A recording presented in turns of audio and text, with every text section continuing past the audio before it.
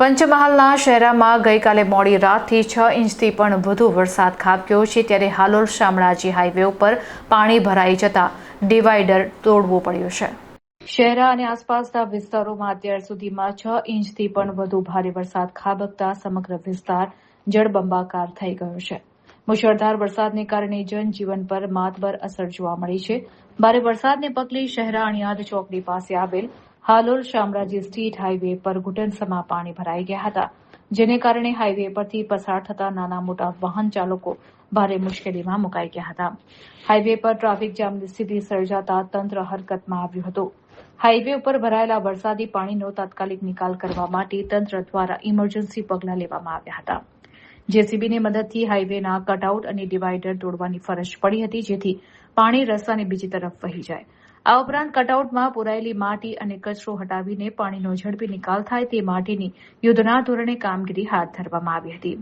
સ્થાનિક રહીશો અને વાહન ચાલકોના જણાવ્યા મુજબ ચોમાસા દરમિયાન આ સ્થળે દર વર્ષે પાણી ભરાવાની ગંભીર સમસ્યા સર્જાય છે। ચોમાસાની શરૂઆતમાં જ સર્જાતી આ હાલાકીથી છુટકારો મેળવવા માટે વાહન ચાલકોએ આ સમસ્યાનો કોઈ કાયમી ઉકેલ લાવવા માટે ઉગ્ર માંગ કરી છે।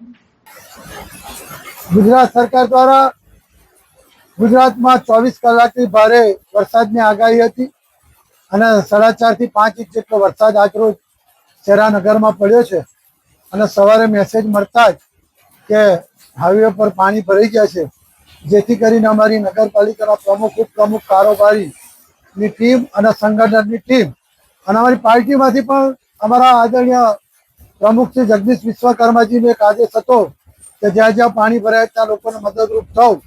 સૌએ ભેગા મળી આજે ડિવાઈડર તોડી ગ્રીન પાર્ક સોસાયટી અને જે હાઈવે અણિયાદ ચોકડી પર જે પાણી ભરાયું હતું એ નેશનલ હાઈવેનો જે ડિવાઈડર હતો તે તોડીને એનો નિકાલ કરી અને લોકોની જે ગાડીઓ બંધ પડતી હતી, લોકોના ઘરોમાં જે પાણી ભરાતું હતું એ પ્રશ્ન આજ રોજ અમે નગરપાલિકાની ટીમ અને સંગઠનની ટીમ ભેગા થઈને હલ કર્યું।